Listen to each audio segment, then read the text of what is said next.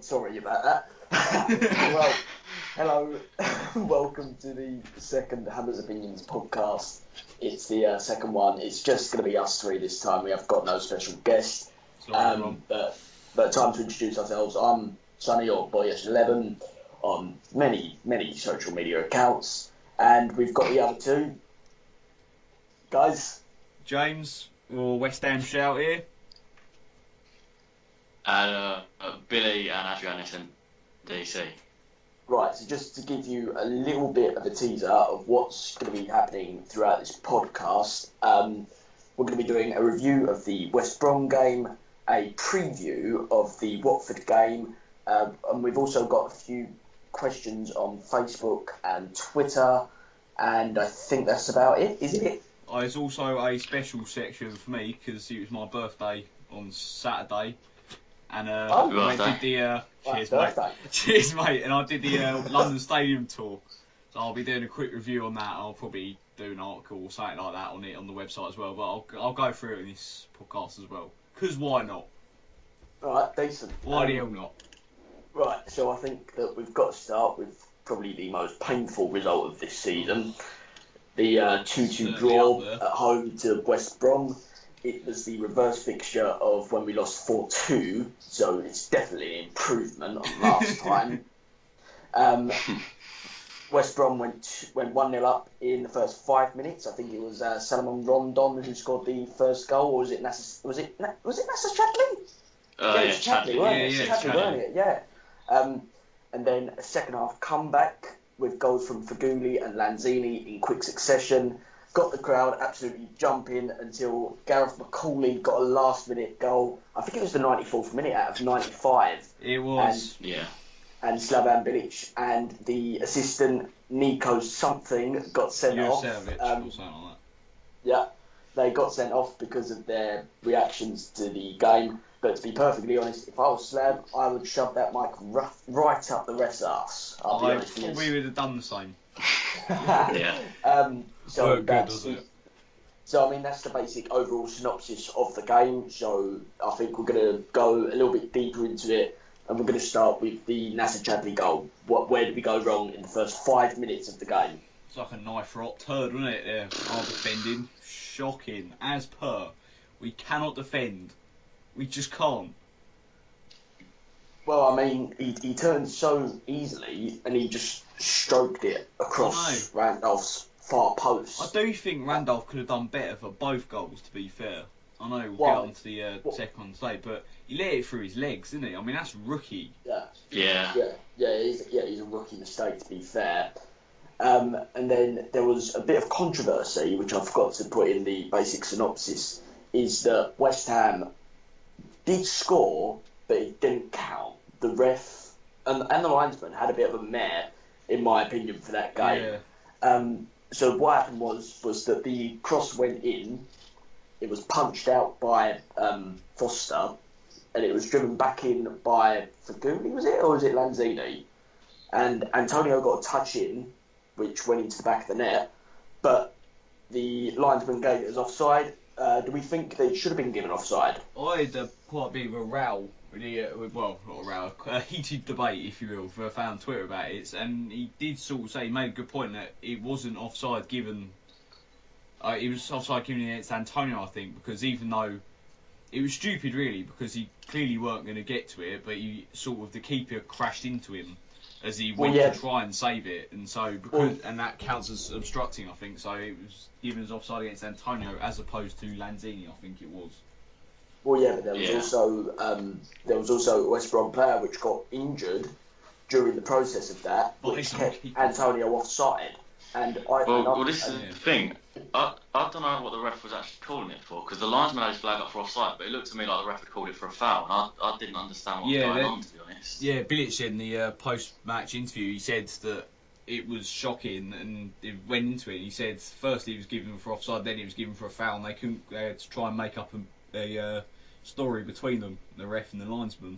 I think it was just the reaction from players. They just thought, oh, let's whistle, and then didn't know what to call it for, so they've just made it up as they've gone along, sort of thing. And I've actually spoken to my granddad, who was basically brought up on football from the age of 5, and he said if the player's down and he's on the pitch, the ref should instantly either blow up for treatment for the player, or if play continues, then he is in play. Therefore, Antonio is on side. I know, I agree with that. And I think it was, cause it was a head injury, so the treatment should have been called, but it wasn't because of the fact he was being played on. I think it was because he obstructed the goalkeeper, which technically meant that Antonio was, even though there was no way Foster was getting to that shot, and he was very unlucky. It was just happened to be that Antonio was in the wrong place at the wrong time. That's what I saw, but it was a while ago, to be fair. Right, and we go into the second half, and all of a sudden we just turn it on. Like, we just pile the pressure on West Brom, and eventually it does pay off because of a Lanzini shot, which was about 25 yards out, saved by Foster, which I thought was actually a brilliant save. Tipped onto the bar, but into the path of Faguli, who's got his third West Ham goal, is it? Yep. And to give West Ham an equaliser, which actually set the stadium alight, I must admit. It's the first time I've seen the stadium like that. And it got the atmosphere. The atmosphere went from 0 to 100 there. Yeah. So the Faguli goal, what do we think of that? Because he's mainly scored tappings in the league for us this season. To be honest, you've got to be there to score him, and he's putting himself in them positions. So a goal's a goal, to be honest. And I mean, how many times have we had somebody that we've been screaming to get in those positions, and then we end up screwing them up? That's the thing. Let's face it, with the striker crisis we got going on, we're not in a position to be getting angry at the quality of the goals. Goals are goals. We can't be picky. Exactly. Otherwise, we end up in the situation we was first half of the season. Yeah. And then we got into the 86th minute, where Lanzini again has got the ball on the outside of the box. I think it was just outside the D, and he struck with his left foot, which honestly he hasn't really done that often for us, because he has got a wicked left foot, and he struck it. And from my point of view, I thought it was a deflection, and it just went wide, or it was going to hit the post, or Foster was going to catch it. But it turned out that there was no deflection whatsoever, and it just curved beautifully into the bottom corner. So is that another contender for goal of the season? Maybe even goal of the month. I don't know. To be honest, I think if it wasn't for Carroll's goal, and it was so outstanding as it was, I think it would be. It's a bloody good goal, but it's not going to win anything because Carroll's goal was better. But it was a stunning goal, And I mean, again, the stadium really turned up, which I really haven't heard at that stadium yet. I mean, the last time I heard any form of atmosphere there was probably that League Cup game against Chelsea. But we was chanting more at the West game than we was at Chelsea. So I'm thinking that was quality. So I'm thinking, is this the turning point for our fans this season? Because we needed something like that to happen. I mean, it gets to the point when you're sort of wondering how many more turning points can we have before things do properly start improving. I mean, I know we've hit a good bit of form, but we keep saying this, our season starts here, this is a turning point. We just need to crack on, really, and it's like we did this game, I know we'll get onto it in a minute, we've just got to stop bottling these leads. Learn to defend, it's happened too many times. We've got Dixie, we've got Bilic, who ex-defenders and class ones, and we can't defend. And talking of bottling it, it was the 94th minute. Pedro Obiang gave away the corner, which I don't actually think was his fault, to be honest. No. And the throw was taken further down than where the ball went off. It was crossed in, and Johnny Evans headed the ball, and I don't know how, but it's been given to Macaulay. The goal has been given to Macaulay. I wasn't, because I think it hit them both. But it did clearly come off Evans. I wasn't convinced about that, I must admit. No, but, I agree. But to lose the game like that, it's right at death. Well, I mean, it's just as painful as when we lost 3-2 at White Hart Lane against Tottenham. Yeah, your mate North November. Like that was just a horrid moment for any West Ham fan. Yeah, but I mean to lose any game in the 90th minute is bad. I mean, it's just schoolboy stuff, isn't it? It's the 90th minute corner. It is your bread and butter when it comes to defending. And you're taught to do that as a fundamental. If you can't do that, the question's got to be asked. The question's got to be asked about our defence. We've been saying it all season. But we've had other priorities. Now would be a good time to look at it. And as a result of that, Slavan Bilic picked up a microphone, like a TV microphone, and threw it on the ground, which we didn't actually see. In fact, I didn't know Bilic got sent off until I was on the train back to Benfleet. So I got the news really, really late that Bilic got sent off. And the fact that he threw a TV mic, and it was the fact that we didn't see it, which made it even more funnier. And I think that's the end of that West Brom review. I mean, it's a bit depressing considering that we was 2-1 up with barely even 30 seconds to go. The thing is, I reckon Juricevic, whatever his name is, Bilic were lucky because, I mean, Bilic was, this close to getting sent off anyway because when that offside call was given, that dodgy offside, he was halfway down the line. He was shouting at the referee and he well out of his technical area, and Juricevic got sent off at that point. He wasn't around when Bilic threw the mic. So, they were both getting sent off at that point. But I was lucky, at least they didn't get touchline bans, and they got fines. I'll be honest, I was surprised with that. Well, it was their first offence, wasn't it? So yeah, they tend to get off. As far as they got. So, I mean, they've actually been quite good up until that point. Let's face it, he's had a lot to test him. Right. So next up, we have got the Watford review, or preview rather, and we are going to Vicarage Road on the back of that 2-2 draw with West Brom. But it's also going to be the reverse fixture of another 4-2 defeat. Now, these 4-2 defeats came in quick succession, didn't they? It was 1 week next to the other that we lost 4-2.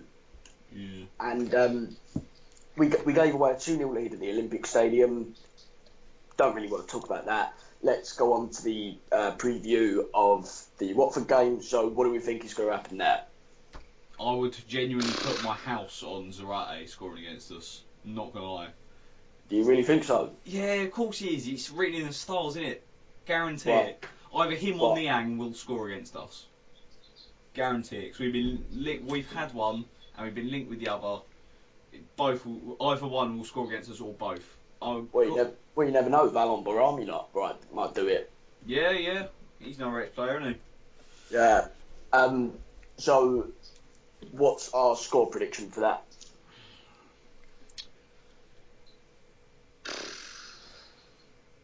Difficult. I'm gonna go for a 1-1 draw. Being perfectly honest, because Watford's going to be one of those teams where you just don't know what's going to happen when you go to them. I don't know. I'm tempted because I'm always confident in West Ham, and I'll never predict anything. I'll never predict a loss, certainly. I think for the majority of the game, I think it'll be like 2 goals in the first half for each, and it'll go 1-1, and we'll probably nick it right to death because they're not in brilliant form at the moment. Nah, they really ain't. I really think we'll nick it. It'll be a sweetie bum time kind of thing. But I think we'll just about get it because their defence has not been brilliant this season. Not that ours has been. Yeah. So, Bill, I reckon 2-1 to us. Yeah. 2-1. They're not going to score 4. We've improved since then. Well, let's hope so. Yeah, let's hope so. But Antonio scored 2 headers last time, and I don't think CARROLL was playing back then either. So if Antonio is winning, there's no guarantee balls against their defence. Oh yeah, true. I've seen he's out for a bit longer now, isn't he, apparently? Yeah, it's a classic. We're just. No, it's only a knock. He'll be available next game. Oh, he's not available next game. He'll be available next game. Then he's not available next game, and it slowly sends over about 5 months. Yeah, typical CARROLL. He won't play till next season now. Yeah, most likely. Right, so I think we're going to move on to the latest news now. Yeah. The under-21 the under-23s are currently playing at the Olympic Stadium against Fulham, and apparently, from the latest sources, aka West Ham United Snapchat, it's 1-0 to West Ham. It is I'm not indeed. sure the goal. I'm not sure the goal Nathan scorer Holland, is. new signing. I've literally just seen the goal. It's actually quite a decent one. Is Nice it? shot in the corner, bottom corner, from the edge of the box. New signing, Nathan Holland. And talking of young stars, Tony Martinez is really impressed for Oxford United, especially scoring against Middlesbrough at the weekend in the FA Cup. Do we think he's going to be a good prospect for us? Definitely. Undoubtedly. 100%. He did also get injured in that game. Did he? Yeah, he limped off after about 10 minutes after scoring. Oh, bloody hell. It's just classic West Ham strikers, isn't it? Yeah. Guarantee he gets sent back and it's like some kind of long-term injury. He's lost both his legs. Right, also, the West Ham squad are currently in Dubai, living it up. They're back now. Well, I mean, last night I was looking at Michail Antonio's Instagram, Snapchat thing. I'm not really a fan of that, I must be honest.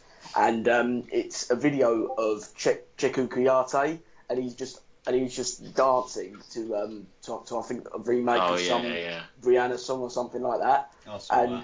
And I mean that just shows that the squad have got a real togetherness that they can go out and they can be like best mates in and out of the workplace. So I mean, do we think that Dubai could improve the squad? Yeah, I heard that apparently that it's been very productive and the squad have like really come together over this break, so that's all good. And also, did you see the training photos of Masuaku training with the defence at left back? Yes. Yeah, it looks like he's going to be starting instead of Cresswell. To be fair, all these people I saw on Twitter were saying like, "Oh, it's our new back line." Well, actually, it's our first choice back line with the only difference being made to being Cresswell off Masuaku. The rest of it, Fonte, Reed and Byram would get in anyway if they fully match fit. You know, we don't want to keep playing Checker right back. At least I hope not. Let's hope not. And also, Winston Reid shared a picture with internet sensation Salt Bay, in which Winston Reid did the Salt Bay pose. If you could meet any sort of internet sensation and do their sort of pose or their sort of trademark thing, what would you go for and why? And for the love of God, no cash me outside. How about that? No, that's not going to be allowed in this podcast today. Oh, gutted. I mean, come on. There's got to be one winner. There's only one winner. Oh yeah. You seem to have made up our minds for us. Go ahead. Yeah, go ahead, son. Well, come on. It's the one and only Wealdstone Raider. Yeah. Oh, come on. The thing is, I know one of my mates literally looks like a midget version of him. We're calling him Wealdstone Raider's son. Like he's Chelsea fan. Oh, he's absolute scum. But So what? He's a midget, wrinkly 70-year-old man with pretty much a troll face. Yeah, pretty much. Love you, Sean, if you're listening to this, mate.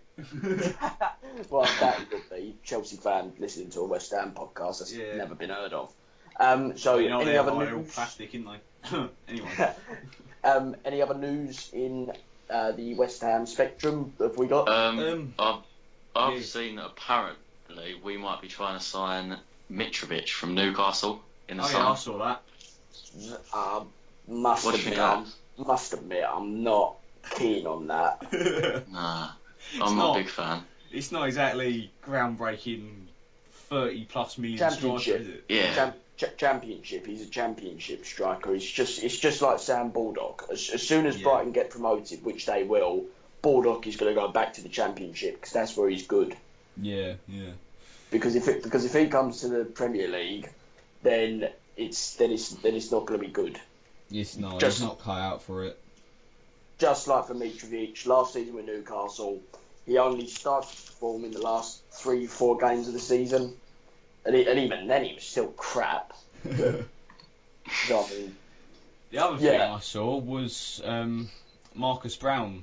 He's Wigan. He's on loan, isn't he? And he's not getting a shot. He put on, I think it was his Snapchat or whatever, saying, I just want to go back to London, to be honest, or something like that. He's clearly not having a good time in Wigan. Nobody would have a good time at Wigan. No, I wouldn't want to go there. Wigan's a shithole. Strong feelings. Being perfectly honest. Sorry if anyone from Wigan is offended listening to this, but let's face it, it is. Right, so I think we're going to move on to our questions that we have got off Facebook and Twitter. Bill, do you want to start us off, or? You start off with the Facebook ones, go on. Right, then I'll start off with the Facebook. Oh, also, I've got a couple from Snapchat as well, so if you want me to do that as well. My stadium tour review. I'll do that at the end. Right, okay, so to start us off, we have got... Hang on a minute. We've got James... All right. Which I hope is not you, West Ham shout. Might be. I'm saying nothing. How many plastic fans have season tickets at the London Stadium? Too bloody many. Well, the thing is, they gave 20,000 tickets to local residents in hope that it's going to inspire them to support West Ham, which I don't think is right, to be perfectly honest. What a load of crap. Honestly. And I mean, one of the worst things, and this is not even about season ticket holders, the ball boys, right? So we remember the 5-1 drubbing by Arsenal, didn't we? Yeah. Oh yeah. I know what you're going to say. After the game,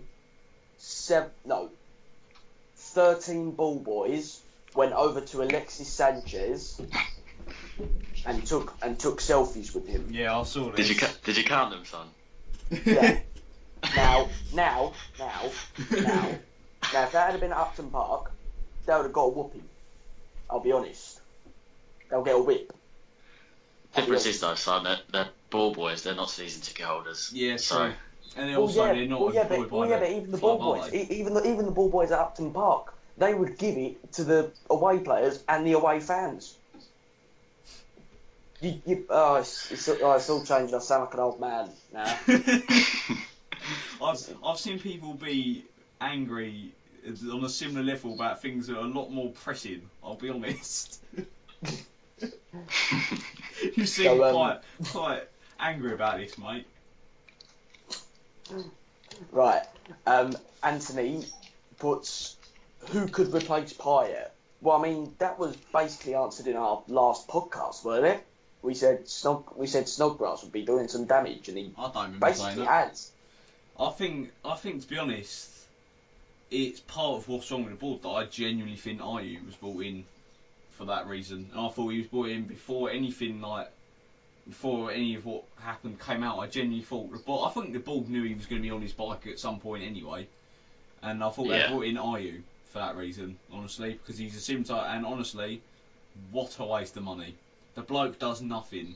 I've got a massive Ayew agenda at the moment because the bloke, I know he's been injured, but that's no excuse. He's had plenty of chances, and the bloke's, we spent 20 million on him, and he's done nothing.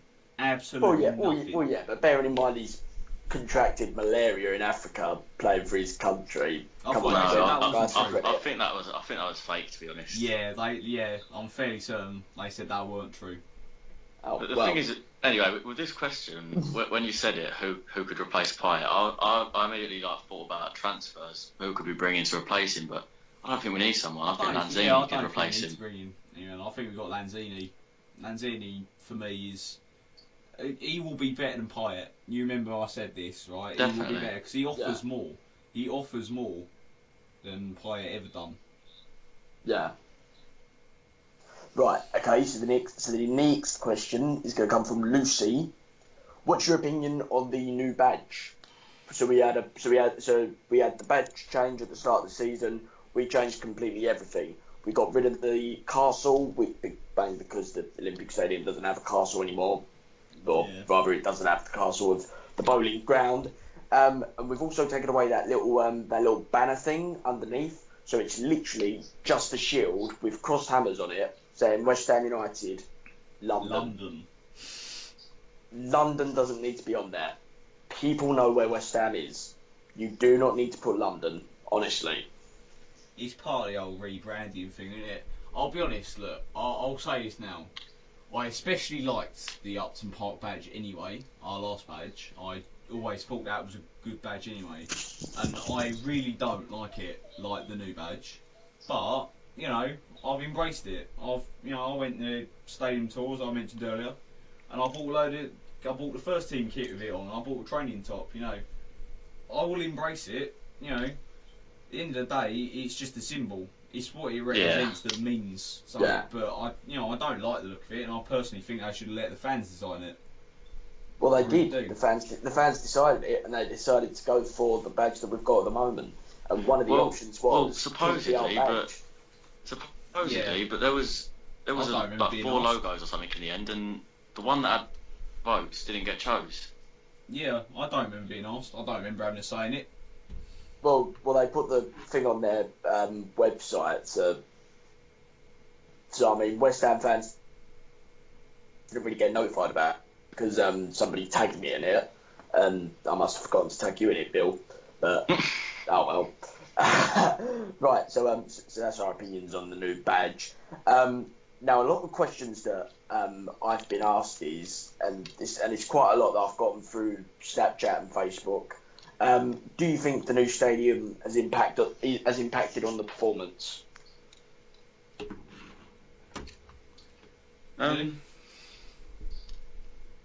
Yeah. No, I was saying, do you want to answer the question? Yeah, that was the question. Hello? Alright. Hello? What's going on here? Yes. Who was asking you, mate? No. What you was asking me? I was just saying you go first. Oh, right, okay then. Well, I mean, one of the major factors of this... you can tell we're professionals. Yeah. One of the obvious things that has changed from the stadium transition is that the atmosphere has gotten quieter than what he did at Upton Park, especially in that last season. I've mentioned this many a time, especially in the last podcast. But I think that we just needed a game like West Brom to sort of put us sort of into that sort of atmospheric mood, because we don't really have an atmospheric area where we sit, do we? But yeah, guys, what do you think, seeing as you decided to ask me? To be honest, I think it probably has affected it. You know, everything at the stadium is different. The distance from the touchline to where the manager sits is a big thing. You know, you look when we're at away games and Bilic is right near his staff. It's a big difference between him on that touchline. Yeah. And I think that's had an impact. But at the same time, we can't keep using the stadium as an excuse. These are earning, you know what sort of money they're on. They shouldn't care what stadium they're in. They should be able to perform. They shouldn't be losing 4-2s, 5-0s, 4-1s, whatever. It shouldn't be like that. Yeah. Right. Moving on. Oh, yeah. Go on. Go on. The other thing is, like, Upton Park and London Stadium are incomparable. They're two very different grounds, and ultimately, no stadium move has ever gone perfectly in the same season. Arsenal had the same problems, City had the same problems. It's inevitable. But at the same time, it's like Billy says, you can't keep using it as an excuse. You just got to press on. We're not going back to Upton Park. As much maybe some of us would like to, you can't. As simple as that. And so you just got to press on, really. And like you say, Upton Park pitch was below regulation standards. I heard it was only because it physically the size couldn't be increased that they let us get away with it. But it was a particularly small pitch in terms of league standards. So we can't really be using the size of the pitch as an excuse. Yeah. Because it's Premier League standard. It's no bigger than any other pitch, as far as I'm aware. Right, okay, so moving on to Snapchat. I've got 5 questions from one person, so you're very lucky to have had these 5 questions, I'll be honest. Do you think the problem is with the players, or the backroom staff. So still keeping on the theme of what the performance is down to this season. So what do we think? It's probably both, really. I mean, ultimately they're a team. They're the staff, and players have got to use their heads. And some of the stuff they're doing wrong is basic, and it's certainly their individual errors. But at the same time, from what I've heard, the training sessions certainly ain't been brilliant. Yeah. Yeah. And Valencia and Zaza both said the training's been poor. So. Yeah, and that's down to the staff. Yeah. It's difficult. It's difficult because I think the blame is shared. To be honest, I think it is. Right, I'm going to skip a couple of the questions because they're stuff that we've already gone over. And question 4, so I'm skipping 2 and 3. How does a club go from being linked with Lacazette in the summer to not willing to spend 16 million for Defoe? 4 words. David Gold, David Sullivan. Yeah. Next question. Well, I mean, the last one, the cheeky bastard. Will West Ham ever beat Astra? Very good. Probably not. Astra Juju. I don't think we'll get another chance to play him, to be honest. No, we probably won't. Really? Not even a pre-season friendly? I think that's a bit of a faff to go over. Where are they? Is it Romania? Romania. That's a bit of a faff, innit? Well, I mean, they could come to us. Yeah, but their season's in full swing. Our pre-season is halfway through their season. That's probably one of the reasons they beat us. Oh shit! That's why I swear that's why they beat us, because they're halfway through their season when we was going through that pre-season match. Yeah. Don't excuse it. But, Premier League is miles apart to the Romanian league. I'm sure of it, but. Right, so that's it for my load of questions. Bill, you've got something on Twitter? Yeah, just a couple of Twitter ones. First one is from the Baller, and it's when Valencia, when Everton, I think, when Valencia comes back off loan, would you sell or keep him? Sell. Well, he does nothing anyway, does he? I think he's got to be sold. Bill, what player have I compared Ella Valencia to? And I've said it all through the season. To be honest, I don't even know because I can't remember, mate. Bill, who's the player I hate the most at West Ham right now? Well, that goes without saying. Caleri. Oh. Yeah, exactly. I compare Valencia to Caleri. I don't know. Caleri's first touch ain't that bad. He missed a 1-on-1 against Bournemouth. That is. To be fair, Valencia can at least get a goal from time to time. Caleri can't even do that. Caleri literally needs the other team to be playing for us in order to get him a goal. Exactly. The only way that he got that goal against Borough was a deflection. How the hell did he score that? As I've said before, it was a lucky deflection, but goal's a goal. It was. Yeah. So we chose to keep him based on one goal. Bloody joke. Wow. I think this guy's trying to take the mick a bit here, but I guess it is kind of a valid question. Why are West Ham so average at best?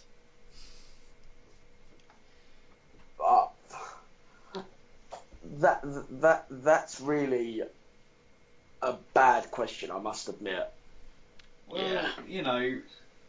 The problem is because of our board then again, and the way they. You could say that about any club, can't you? Yeah. If they're going through a blip, you've got Chelsea last season, you've got Man United last season, you've got nearly every team except Leicester last season. The way we run, you look at the ball and the way we run. We build up and they build us up and they build us up and they build us up, and then we don't have the squad and we don't have the signings capable of it, and so we inevitably flop. Oh, Sutton at the post. Oh, bloody hell. Okay, really close then. Cheers, Fats. Yeah, carry on. Sonny Bottomley, fixtures duty. Well, look, it's not my fault that I'm watching another game. I'm a man of football. It's been ages since West Ham. Killing me being out of the cup. I'm telling you. Well, I mean, don't worry, we're back in action on Saturday. Yeah, so, Watford. Bill, any more questions? Yeah, one more. If we could make 3 realistic summer signings, who would they be? Right, when we say realistic, how realistic are we saying? Well, David Sullivan budget. David Sullivan budget. So probably 2-3 transfers and on a loan. Google the coast of Argentina clubs. Give me a sec. So for Fenwa, Matt Tubbs. Oh, bloody hell. And James Hanson. God. Bill, you? Well, we still need a right back. That's pretty evident. I don't know who though, to be honest. I like that. What's Southampton's right back's name? Cedric, isn't it? Yeah. Oh, come on, Bill. We're not going to be the new Liverpool. We're just going to steal Southampton's best players. We could take one of them. We won't bloody get him anyway. No, I've heard Barcelona are after him, but if we could get him, I'd take him. I don't know what else we need a striker, obviously, but on David Sullivan budget, who are we going to get? Akinfenwa, Tubbs, and James Hanson. Well, I mean, they'd be very good signings. They're 3 strikers that will guarantee you goals. I'll be honest. In League 2. You've gone for a different theme to what I have. I took the question seriously. Bugger. Oh. Oh, right. Oh. I said Dominic Iorfa from Wolves as right back. Yeah. That's a shout. I don't know whether he's any good, but I know I've been linked with him before. Championship right back. Sounds like Sullivan's cup of tea. Yeah, I don't watch Wolves a lot, but I remember when they played us. When was it, son? Like 2 seasons ago. Oh, what? When we went to the FA Cup game that you didn't want to be in my blog, you prick. Yeah. Yeah, 2 years. No, last year. It was last year. Yeah, well, either way, not that I've seen him much, but that game he was pretty good, to be honest. Yeah, I was going to go him. I think when I actually thought about this before the transfer window, so I was going to say Snodgrass. And don't ask me, I think I must be high when I thought about this. I said I thought Mauro Icardi of Inter Milan. Yeah, I think the thing is, he's not settled at Milan. The fans don't like him. He's slagged the fans off and that. And he's a quality striker. What I did him at West Ham though, quality player. Yeah. I've watched him play a lot, and he would make it in the Premier League, guarantee it. The only thing is you guaranteed a team like Arsenal's going to go in for him and nick him. Oh yeah, we'll have a chase on our hands, and let's face it, we don't want to have a chase on our hands. I mean, Sully's track record. Yeah. So what did I say? I said Cedric, but that ain't going to happen. So we'll move on. Sigurdsson maybe. I'll take him. Well, I mean, Sigurdsson's actually a good shout. I must say. Oh, it's a great shout, but it won't happen. We won't pay up. Tell you what though, what do you reckon about Benteke? Well, I don't think we'll get him. Well, I mean, Liverpool, when he was playing for Aston Villa, he was worth, 32.5 million? After playing for Palace, he's now worth 3.25 million. Well, the thing is that it looks like they're getting relegated, so we can get him, I reckon. Yeah. Oh, it won't happen though. You know what happened. Well, I'll tell you exactly what happened. We'll get beaten to him. Because I one of the clubs coming up. We'll end up with flipping Sam Vokes up front or something like that. Oh, what's wrong with Sam Vokes? Don't diss Sam Vokes. Have you not Sonny. seen what he's done for Burnley? Exactly. He's done nothing. He's done nothing. I swear he scored against like that 2-0 win over, I think he was Everton, that was it. That's all he's done. That is all he's done for him, I swear. Well, he's another striker where he's just good in the Championship. Oh, he's a striker, isn't he? I'll take him because he's a striker, but... he ain't brilliant. Right, so if you could bring if you could bring 3 old players back from any period of West Ham over the last, I'd say, 10 years, who would you bring back and why? Over the last 10 years, I'd say, because they'd still. Are we talking in their prime? Are we talking in their prime? No. I'm talking about them playing like now, like any players that are playing now that haven't retired or talking about retirement. Oh Christ! Okay. So, yeah, a bit of a tough one, I must admit. Isn't it? Oh, Bill's hung up. He has, hasn't he? Oh, Billy. Oh, Billy, mate, you've had a mare. Ah, right, okay. So We're James, experiencing some if you'd like to start us off while Bill comes back in. So 3 players from this 10-year period. I can think of 2 straight away. Go for it. Mauro Zarate, definitely. Do you know what? I'll be honest with you. I thought you was going to say Marouane Chamakh. I'm desperate. I'm not that desperate. No, I go Mauro Zarate because I loved him. And yeah, I'll probably say that as well. Tompkins. Right.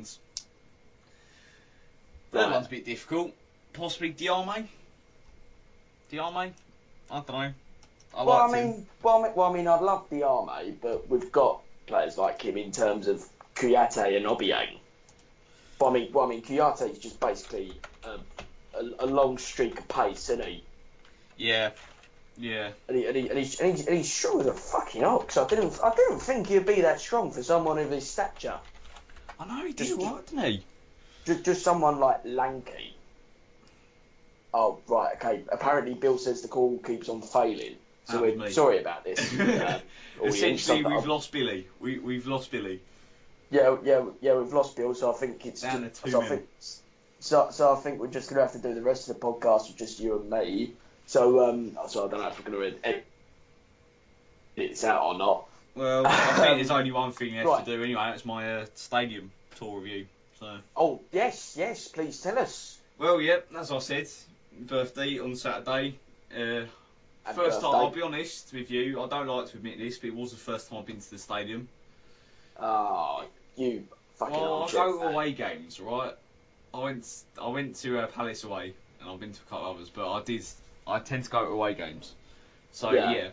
But I did go there, and, you know, the first thing I said to my dad when we went, and the first time we looked at it, I said, look, whatever this stadium move means to you, there's no denying the place looks stunning. You know, it's Arsenal gone 2-0 up. Oh, for God's sake. Theo Walcott's got his 100th goal for Arsenal, but we're not talking about Arsenal. We hate Arsenal. Yeah. So they're through. They're going to play Lincoln now at the Emirates. Yeah. So yeah, let's. So you were saying, James? Sorry to interrupt you. That's all right, mate. You know, the place is stunning. I don't know. It looks a lot bigger on telly. I must say that it looks a lot bigger. You get in, and I was surprised by how not small it looked, but I was expecting it to be bigger. Obviously, the first way you go in, and I tell you something, it was bloody hard to get to in terms of where you knew you need to be. Because apparently you had to go through like entrance B. They didn't tell us which the turnstile was. They didn't tell us that until we had to go in the club shop and ask. Yeah, that was fun. We were nearly late. But you start off going in, you get your bag searched and all that. You go up through the commercial area, and I'll be honest, the commercial areas, as much as I don't like what goes on there, again, bloody beautiful looking thing. Really is. You know, it looks stunning. They've got obviously the Bobby Moore artwork all over the sides, and there's all gold, and you know, it's just a lovely looking place. But you go out, you can see where all the corporates sit, their view, and it's a lovely view. And it is really a nice looking thing. You don't appreciate it until you're there, I don't think. Right. But yeah. What do you mean by that? Going to the stadium to watch a game, or just going to the stadium in just general? going to the stadium, because, you know, let's face it, the media have got an agenda against us. Nobody wanted this move to go well. Yeah, everybody already hates us because of us getting it. Yeah, exactly. They just weren't happy with us getting it. So, you know, it's like everything. You've got to try it for yourself and make your own opinion of it. You know, I haven't been there, and I did reserve judgment. I've obviously gone off what people have said to me and what I've seen on Twitter. Yeah. But, you know, it's a stunning place, and I think, personally, from what I got, I talked to the steward there, who was on the pitch. Because what you get to do is you go through changing rooms, which is an amazing experience. Then you go out and you get to see where Bilic sits and the touchline and everything. Really was quite a... So I accidentally took a selfie in Bilic's face, put it on my Snapchat. Totally didn't mean to. Very embarrassing. Why do you accidentally take a picture and put it on Snapchat? I don't even know how I did it. I took the picture and then I added it to my story without knowing, thinking my mobile data wasn't on, and it was, and it automatically sent. I know, it's very embarrassing. It weren't the best picture of me. I'm fairly certain I can't. My mate's got it screenshotted. Anyway. Yeah. Anyway, so you go through the changing rooms. You get to see all hello, he's back. Oh. Hello. Hey. Guess who's back? He's resurrected. Back again. Right, he's missed our podcast, but he's back. Right, okay, so Bill, we was just saying, James, we're going to have to put your stadium tour thing on hold for now, because Bill still hasn't answered if you could bring back 3 players from for the 10-year period, who would you bring back and why? And they've still got to be playing football. Right, so you're saying bring back 3 players who've played for us in the past 10 years? And are still playing football. Right. So sorry about this, James. We've interrupted you so many times on your stadium tour. I don't mind, don't worry. Was Tevez in the past 10 years? Was the 06-07 season, wasn't it? He's still playing. Well, yeah. I guess it would be classed as 10 years, as I think this is before the Great Escape started. So we'll allow you Tevez. Alright. So Tevez, Diarmi,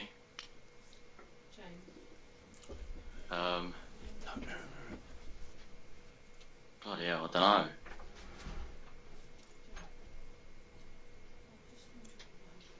don't know. Tompkins. Two of them, I said. Right, James, finish us off. Alright, yeah. At long last, you get to finish us off. Well, whoa, okay. Oh! It was almost 2-1. Oh. Yeah. So, what you do is you go through... I'm so fixed on this game, I must admit. Really, you go through changing rooms, you get to see all the shirts and all that. All rounds. It's, all bloody beautiful. There's no denying it. It's beautiful. The whole thing looks beautiful. Yeah. You go in, you go around, you see all the stuff on the wall, all the Premier League regulations and all that.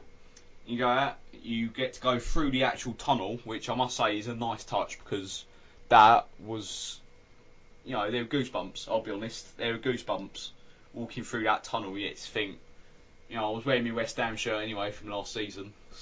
I didn't have a home kit. I was walking through it. It's a really nice touch. It really was. And you go out and you get to see this massive. So you get to see the thing from a place. He's left again. Oh, for God's sake, Billy. Right, okay. James, you will finish this. I will get this done. I'm determined. I'm absolutely determined, mate. It's like a fucking pilgrimage to get this done for you. Right. Yeah, I'm nearly done. But yeah, so you get to go and sit in the technical area, and you get to go and sit where Bilic sits. You get all the, then you get a photo taken on the grass and everything. You're having technical difficulties here, mate. My God. Oh, right. Yes. Carry on. But yeah, so you get to sit where Bilic sits. You get to have your photo taken, and they literally just throw out the whole technical area, and there's like someone there. They're just a steward, and just you can talk to them and all that, and then that's about it. And then we finish the tour. You get a personalised certificate, which is a nice touch. I've got it. I'm looking at it now. It's hung up in my bedroom. Oi. And then you get in the club shop, and I know it's obviously specifically to the time that we did it, but obviously the home kit is half price. Conveniently, after trading the Pyatt shirts for 25 quid. Yeah. Well, apparently they're not doing that anymore, are they? No, I think it was all another PR stunt as per motherboard. Yeah. So, but yeah, and I whatever you think, and personally, I was sceptical but optimistic about the stadium move, but it's opened my mind to it, and I think it can be made a fortress. I really do.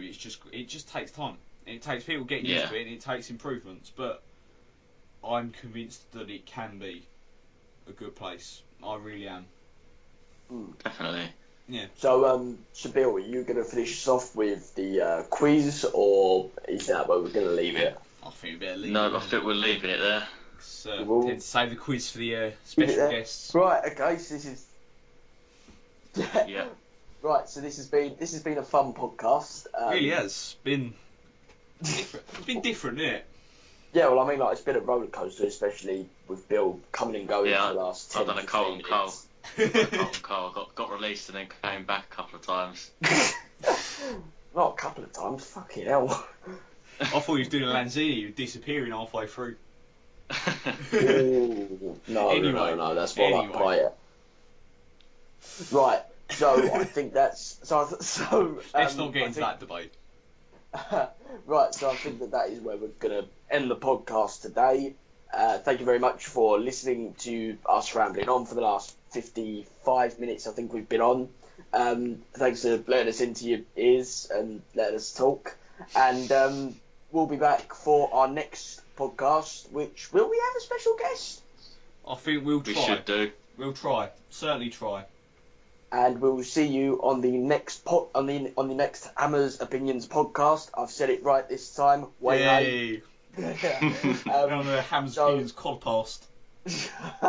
Oh, please don't bring it up. I've already had enough of people. I tell you what, I was sat there and I was editing that, and every time it came over that ending, I just couldn't stop laughing. I was in stitches, mate. Well, I mean, it was just like every 10 minutes I just got like, oh, you said podcast, oh, you fucking idiot, oh, you said podcast, oh, fucking hell. Right, so yeah, that's where we're going to leave it. Make sure to check out our website and everything. Yeah. And check out all our Twitters, BottyS11, Adrian SMDC, and West Ham Shout. And we will see you on the next podcast. Goodbye. See you later. Come on, you irons. See you later. Come on, you irons.